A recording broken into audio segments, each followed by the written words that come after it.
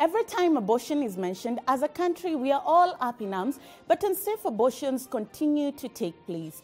It is for this reason that Marie Stopes on Friday evening held an open discussion with media partners on the cost implication of unsafe abortions. The forum held at the Sarova Pan-Afric saw the economic implication of unsafe abortions broken down and the legal framework surrounding the controversial topic explained. Take a look. A report on unsafe abortions complication in public health facilities in Kenya, which was launched in February 2018, shows an estimated 464,690 abortions are procured in Kenya annually, of which a majority are unsafe, resulting in health complications and even death. The main victims are adolescent girls and young women aged 10 to 24 years. Moreover, an estimated 2,600 women die from unsafe abortions annually, and this works out to an estimated 7 women and girls every day, making unsafe abortions one of the major causes of maternal deaths in Kenya today. It is for this reason that the government opened up the space for conversation regarding reproductive health care for women in this age bracket. So in 2015, the government of Kenya enacted adolescent and youth sexual reproductive health policy, a policy that enables and empowers women and young girls to be able to make decisions and have choices for their life, particularly, and this was because of the kind of oppression that we have within the societies, the cultures that we have. And you realize that a lot of people are still not open to it. Even the religious sector is still very closed towards it, when the reality actually is that this is happening. People are burying incest, people are trying to bury death, and we are losing a lot of good people, young people who can be able to serve our country. Remember, 47% of the people who go through all these unwanted pregnancies or unsafe abortions are actually teenagers. So you can see the kind of the breed of people that we are missing, and this is the future generation for this country. The cost implication of abortion cannot be overlooked. According to a study carried out by African Population and Health Research Center in conjunction with the Ministry of Health between the year 2012 and 2016, shows that 2016 moving forward, the government has been annually spending more than $500 million Kenya shillings, an increase of nearly 24%, to treat complications arising from unsafe abortions compared to 433 million Kenya shillings in 2012. With abortion bearing such a huge economic burden, it is important that all relevant stakeholders open up candid conversations on the topic. Well, there's huge economic costs on the country. In fact, the estimates that we have conservatively are it costs the government of Kenya $500 million shillings, 500 million shillings to deal with complications related to unsafe abortions. That's in the public health system. It could be way much more if you weighed in on the private sector. So there's a huge cost. Over and above that, then we also have a situation where we've got very high incidences of abortions. Like I mentioned, we've got about 500,000, and that's on the conservative side, abortions happening in this country. Yet we don't have capacity in a lot of these public health facilities. We don't have people who are trained to be able to conduct post-abortion care. We, as I mentioned earlier, there was the issue of the policies and guidelines on safe abortion care being put on hold by the Ministry of Health. And as such, I mean, amongst those policies included the aspect of training for healthcare providers on provision of safe abortion care services. So that training is no longer happening. There's no capacity. So, and the government is no longer training people. So there's a huge economic cost in the sense that you know, we're losing all these people in terms of productive women and girls who would contribute a lot towards the economy of this country, just because we don't have the will, nor the facilities, nor the capacity to manage these cases. And what we're saying is we need some sort of direction in terms of guidelines so that we don't incur such huge costs on a problem that can most easily be resolved if we're all, you know, we're all aligned in our thoughts and how to go about addressing this issue. According to WHO, globally, 56 million abortions occur each year, with 22 million being unsafe. A study conducted between the year 2010 to 2014 showed an estimated 8.2 million induced abortions occurred each year in Africa. This number represents an increase from 4.6 million annually during 1990 to 1994, mainly because of an increase in the number of women of reproductive age. The annual rate of abortion for the region is estimated 34 per 1,000 women of reproductive age 15 to 44. The regional abortion rate is roughly 26 per 1,000 for married women and 36 per 1,000 for unmarried women. Moreover, an estimated 93% of women of reproductive age in Africa live in countries with restrictive abortion laws. Abortion is not permitted for any reason in 10 out of 54 African countries, among them being Angola, Egypt, Senegal, and Madagascar, among many more. Only 4 countries in Africa have liberal abortion laws, Zambia permitting abortion for health and socioeconomic reasons, whereas Cape Verde, South Africa, and Tunisia permit abortion without restrictions as to reason with gestational limits. Even as the country seeks to balance both moral, legal, and social issues surrounding abortion, the economic implication of abortions cannot be downplayed. This is to hoping that all relevant stakeholders will find a middle ground.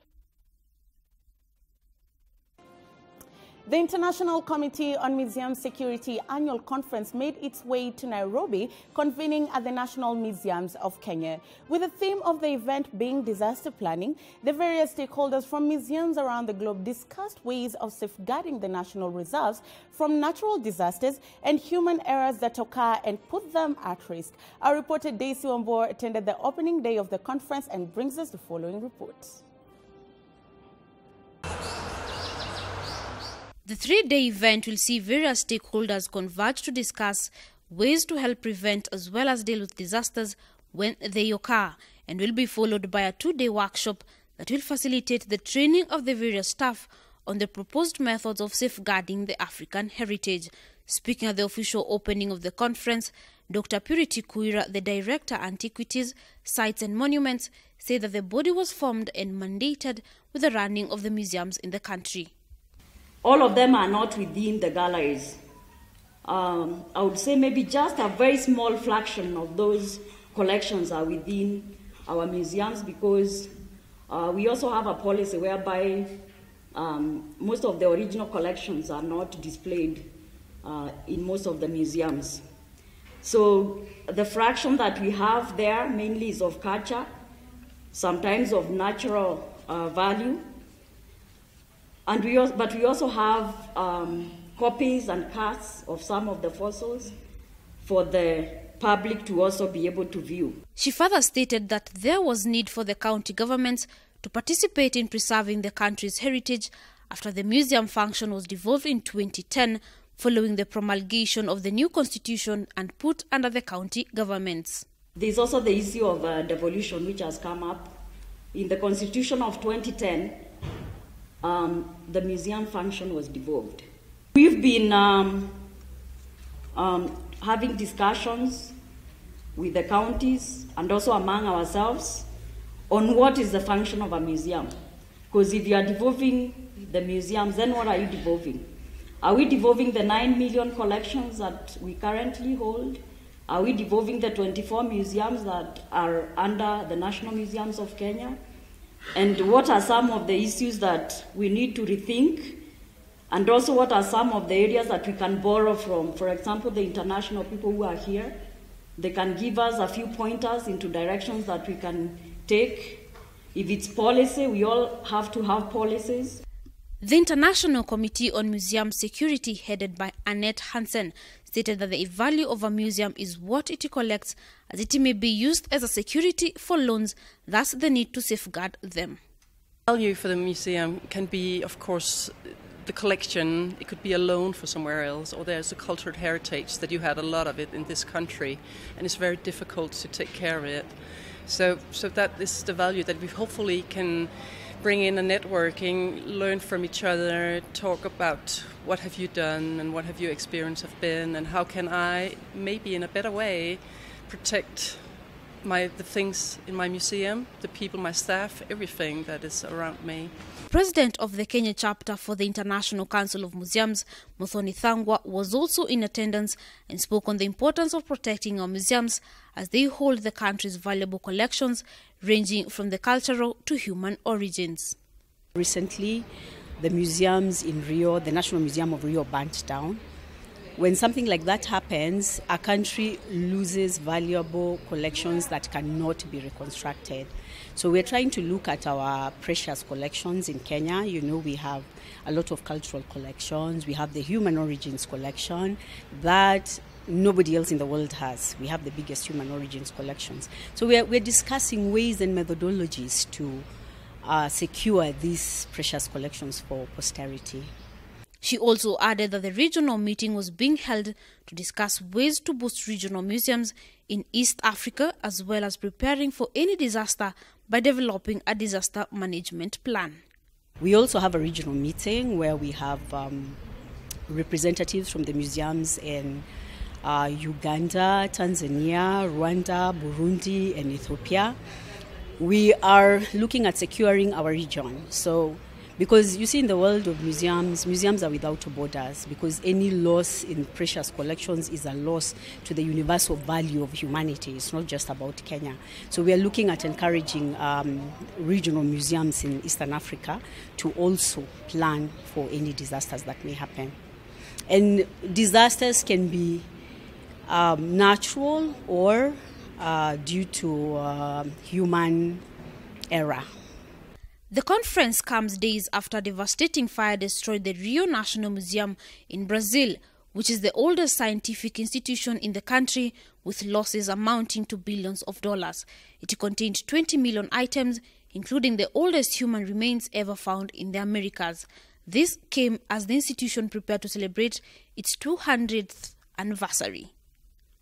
As the curtains open for the International Conference of Museums in Kenya, it is expected that the outcome from the international representatives shall go a long way in safeguarding our museums from natural disasters or human error, which have seen museums incur losses. For BrandPlus TV Business News, I am Daisy Wambua. Now on to some interesting story. In a crowded marketplace, it is paramount to set yourself apart as a business. One Peter Lubanga, based at Kariokor Market, has done exactly that by finding a niche in refurbishing old shoes and giving them a new lease of life by using Ankara fabric. Take a look at that story.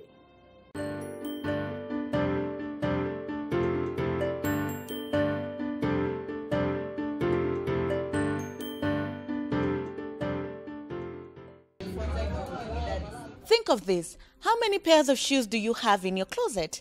Now, how many dear to you are worn out? You can't throw them away yet due to emotional attachment, but equally can't wear them. Would you give anything to walk in them one last time? Well, that's where Peter Lubanga, popularly known as Toto Adrian, comes in.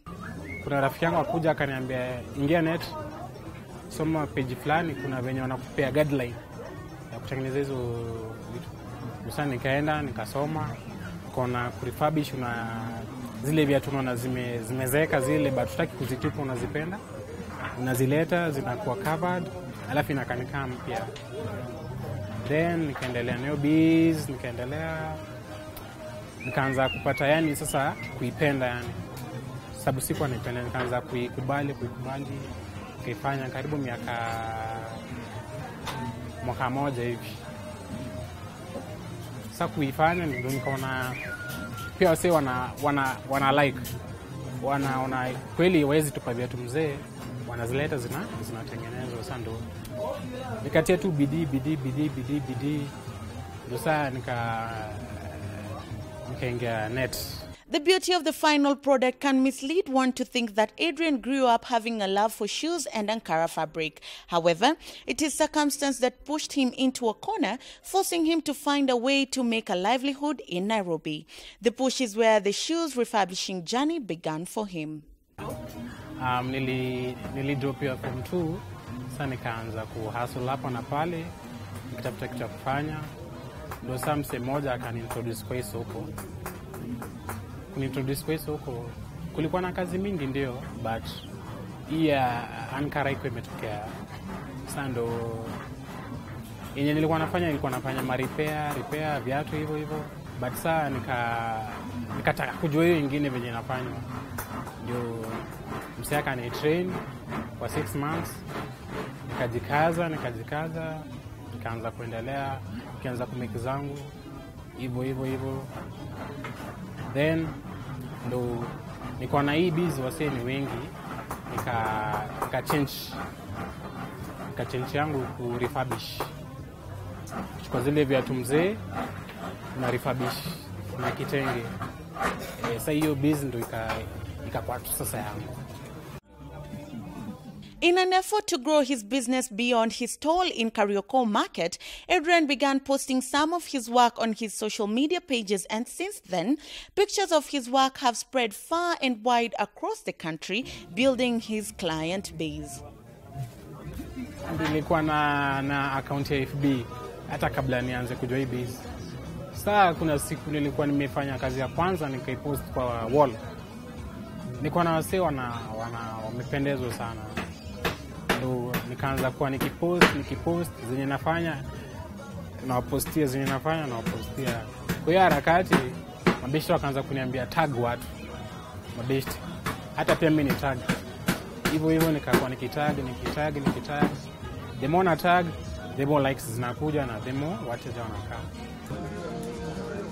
Clients who mostly visit Adrian's stall at the market attribute this to his social media presence. Actually, I was going through my Facebook. You know, nowadays, most of the things we get on the social network. So there is this page, Total Adrian, which has his collection, actually. That's how I came to know about it. Furthermore, they appreciate Adrian's craftsmanship, terming it different, an idea out of the norm. They are classy and they are very affordable. That's why I'm here. If I compare with other places that say, this one looks for someone who wants something which is affordable and at the same time who has time to do a collection. Because one thing is you can book for a design, give it some time of like a day or two, and then you come collect it, something which is customized according to the way you want it. However, Adrian's business, like any other, is not short of challenges that he's had to deal with on a daily basis. Kwa hii job, challenges zinakuwa maybe vitu za job. Vitu za job unaweza pata mteja anataka hii na labda huna. Vitu za kama gown, nini zinapanda, saa zingine zinapotea, inabidi saa unatulia. Ya pili ni wateja. Kuna wateja wengine hawezi appreciate kazi yako vile umefanya, wanakuja kuongea rude kwako after umesha deliver.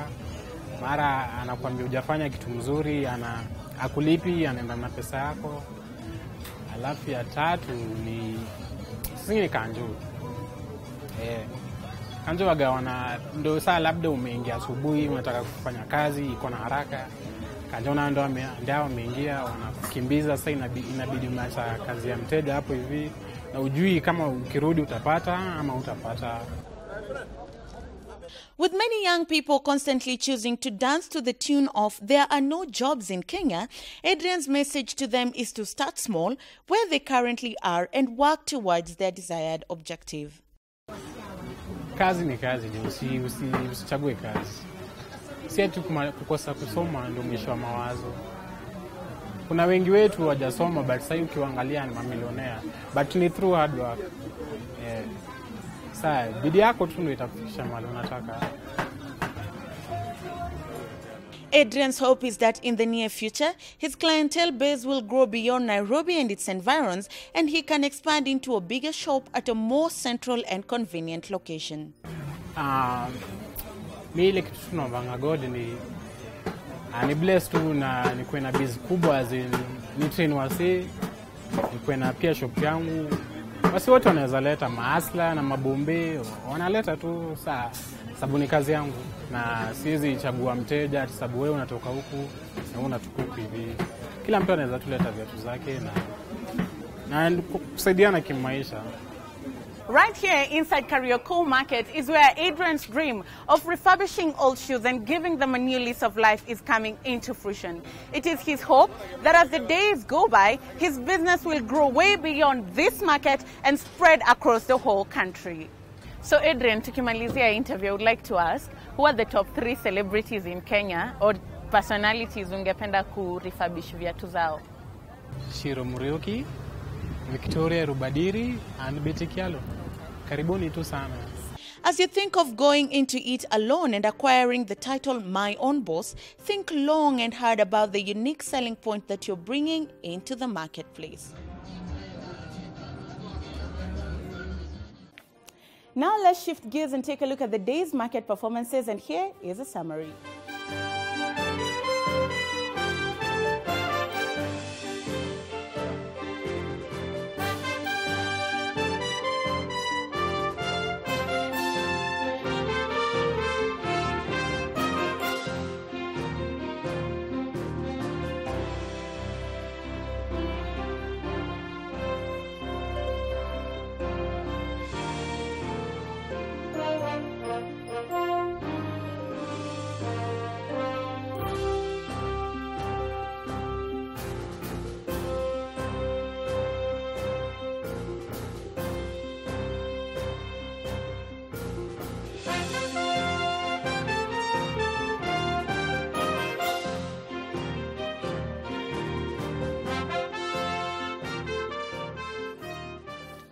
That is how the markets performed today, but for more in-depth analysis, tune in tomorrow at 8 a.m. for my next big bet with Rachel Nderitu and Karanja Daniel as they carry out an in-depth analysis of the financial markets and other investment opportunities available just for you. Well, that's all the time we had tonight on the Business News Desk. On behalf of everyone that made it a success, thank you very much for watching. You can catch a rerun of this very bulletin at 10 p.m. From us, it's good night. Enjoy the rest of your viewing. We'll see you tomorrow, same time, same place.